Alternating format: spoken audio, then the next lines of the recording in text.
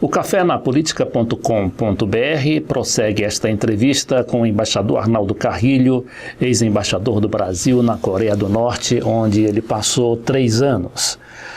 Bom, embaixador, nós estávamos comentando, da situação, da expectativa da população em relação a toda essa situação aí de guerra ou de pré-guerra, mas o senhor tinha feito uma observação que me veio agora também, essa pergunta, que é como é que se deu essa coisa de Coreia do Norte e Coreia do Sul, quando o país era um só antigamente, era só a Coreia, né? De fato era só a Coreia, que era, desde 1910, uma colônia japonesa. O Japão tomou a Coreia e até 1945 a manteve. Era uma zona de ocupação japonesa. E o Japão até que fez coisas, sobretudo no norte, onde está Pyongyang, a capital. Ele fez, industrializou, porque no norte há minas de magnésio, coisas assim. Deixou uma obra. Claro que a população coreana sofreu muitíssimo. Inclusive a questão das mulheres. 220 mil mulheres passaram por experiências os americanos chamam de comfort women, mulheres de conforto, para os soldados, e as que engravidavam em geral eram esfaqueadas para perder a criança ou não, mas enfim. Esfaqueadas pelos japoneses. Com baioneta em geral. Uhum. Sofreram muito. E essa nódoa, essa mancha, o Japão deixou não só na Coreia, como na China, em Singapura. E isso é uma coisa. Agora, quando terminou a guerra, o general MacArthur, ao entrar no Japão e ter aquele encontro... General MacArthur, que era o interventor dos Estados Unidos no Japão. No Japão. Exato. Que entrou como grande vencedor da potência americana. E quando ele teve aquele encontro com o imperador Hirohito, ele ficou senhor da região. Mas havia um problema que os Estados Unidos tinham, que é um problema que até hoje existe para os Estados Unidos, chamado China. É sabido que em 1945, Mao Tse-tung ainda não tinha vencido a Revolução, mas estava avançando bastante. Então a China vai ter 4 anos, de 1945 a 1949. E o MacArthur e os estrategistas americanos viram que havia uma localidade ali no leste asiático que valia a pena prestar atenção, que era a Península Coreana. E em Potsdam, que é perto de Berlim, e depois confirmado 2 meses depois em Moscou, as delegações soviética e norte-americana combinaram fazer algo absolutamente inédito, dividir as Coreias, tal como eles tinham feito com a Alemanha e a Áustria. Uhum. E por que era inédito? Era inédito porque a Coreia não foi combatente. Você só fazia isso, zonas de ocupação, com países ocupados depois da derrota. A Coreia não tinha sido derrotada. Então o MacArthur prestou atenção a essa coisa, e de Tóquio ele mandou um general americano chamado Rogers para administrar a zona de ocupação americana, que estabelecida com os russos, os soviéticos, era perto do paralelo 38, o famoso paralelo 38. Foi muito dura a ocupação americana, porque os líderes políticos que restavam da Coreia do Sul não tiveram o direito de se manifestar. Sindicatos eram fechados em manifestações e mesmo em reuniões. Até os políticos coreanos que viviam no exílio, por causa da ocupação japonesa, viviam no exílio em Xangai. ao voltar à Coreia, foram presos. E a figura do Norte, que era o Kim Il-sung, que em 48 funda a República Popular Democrática da Coreia, começa a ter popularidade. Ao menos a gente tem esse. Já que a gente não pode ter os nossos líderes, o homem que veio do Norte e tal. E realmente as tropas do Kim Il-sung chegam até o sul da península, ali perto do porto de Pusan. Foi ali que elas começaram a ser rechaçadas. E acima do paralelo 38 já, o MacArthur pediu ao presidente Truman de lançar bombas atômicas sobre a China. Se dizer que essa tragédia... O MacArthur demitiu. O Truman demitiu o general MacArthur. Foi aí que ele perdeu, para sempre. Ele foi botar o pijama, como se diz em linguagem militar, e acabou a carreira dele. E ficou sempre essa nódoa muito grande. Os americanos tiveram que inventar um líder títere, que era o Syngman Rhee. O Syngman Rhee era aquele velhinho coreano que os americanos foram pegar no Havaí, ele vivia no Havaí. Você vai liderar a gente aqui, vai liderar... Mas os americanos nunca saíram da Coreia do Sul. Sempre se mantiveram como tropas ocupantes. Os soviéticos foram embora. Em 48, os soviéticos foram embora. Levaram, inclusive, vários deles, algumas esposas coreanas para viver na Rússia. Bom, e a guerra não foi entre a Coreia do Sul e a Coreia do Norte. A guerra foi entre a Coreia do Norte e os Estados Unidos. Claro que a Coreia do Sul foi arregimentada, formaram-se batalhões, divisões, etc. Mas a verdadeira guerra até hoje é entre a Coreia do Norte e os Estados Unidos. Pois é, mas nós temos a Coreia do Sul e a Coreia do Norte, não é isso? Qual é a população hoje da Coreia do Sul? Tem 46 milhões de habitantes. 46 milhões, quase o dobro da Coreia do Norte.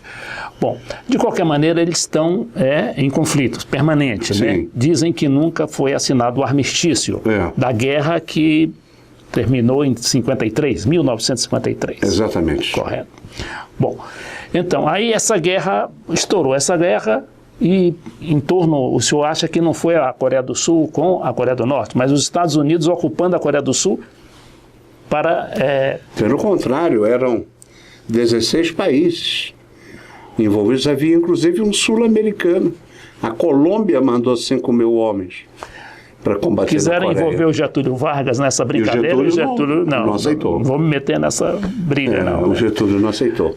Tá, e aí persistiu essa situação até hoje. Até hoje. Agora, por que é tão importante assim a Coreia do Norte? É em termos estratégicos? Porque ela está encostada em 2 potências mundiais. Ela está encostada na China e na Rússia. Correto. Né? E por isso paga um alto preço. Exatamente. Né? E na China que mais se desenvolve, que é a China do Noroeste. E vou mais além, da Rússia, que está crescendo mais rápido, que é o extremo leste siberiano. Agora, também a China é acusada de proteger a Coreia do Norte, de fechar os olhos. Mas com muito cuidado, né? Porque os coreanos têm uma linha um pouco mais independente do que os chineses gostariam, né? Né? Com muito cuidado, porque quando eles fazem a detonação de um artefato nuclear, eles não avisam a China. Você sabe que o militarismo e a militarização são hoje um termo pejorativo, né? Pejorativo, mas se a gente for remontar a Roma, né, a gente se lembra, né, que na época da Roma antiga e mesmo recentemente nesses países, né, das grandes potências e dos próprios Estados Unidos, havia uma preocupação em formar sua força militar, mas como forma de defesa da população, do país, né? Hoje não, hoje qualquer esforço militar é chamado de militarista, né?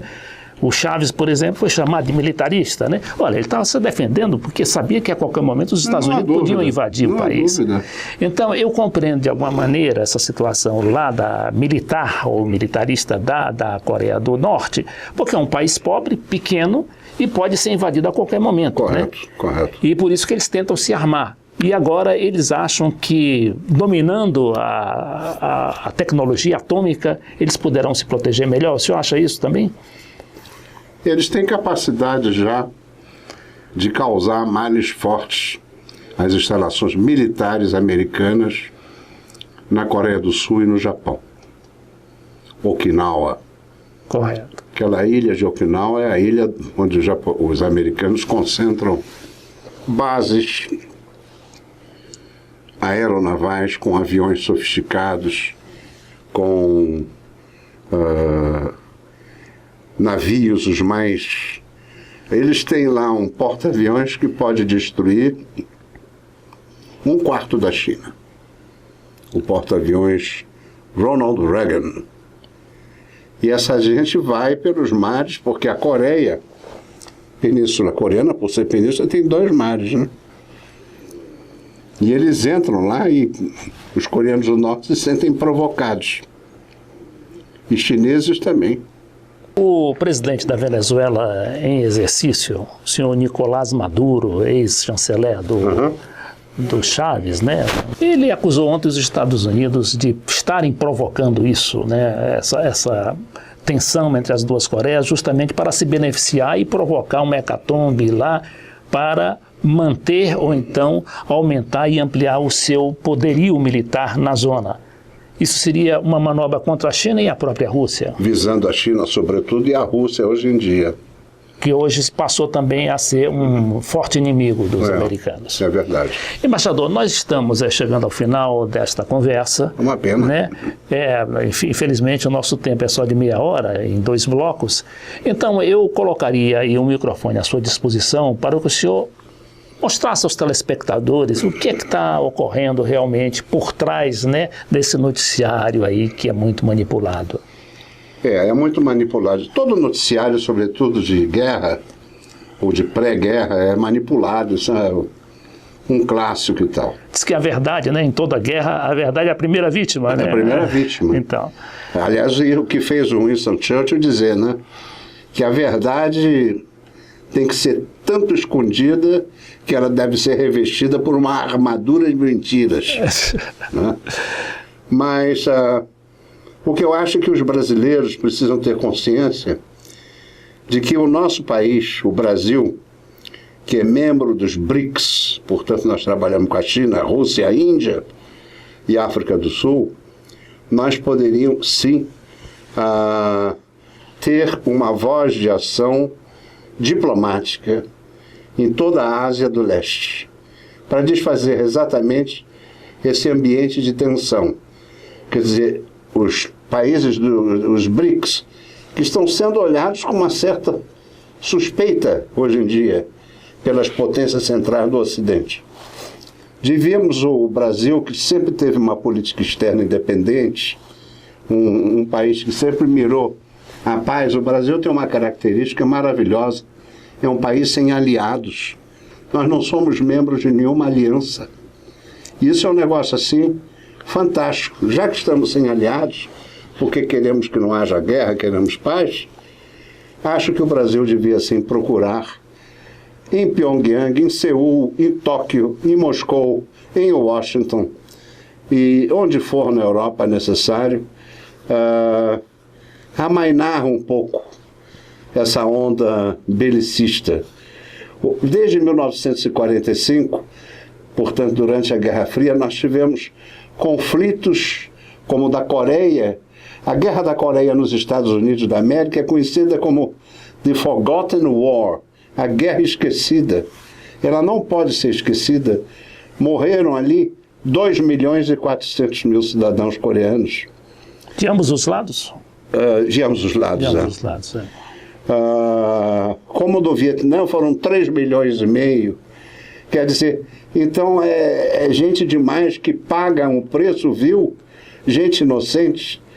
pelas estratégias, em nome das estratégias das potências. De modo que eu faço um apelo ao espectador pensar bem que o nosso país belíssimo, com paisagens fabulosas, gente agradável, e cidades grandes e bonitas e tal, possa fazer alguma coisa para amainar essa situação. Para isso o Brasil deve sair para fora, para amainar.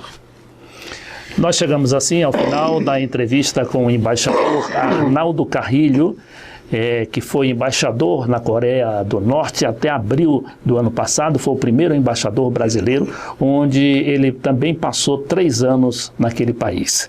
Muito obrigado e até a próxima.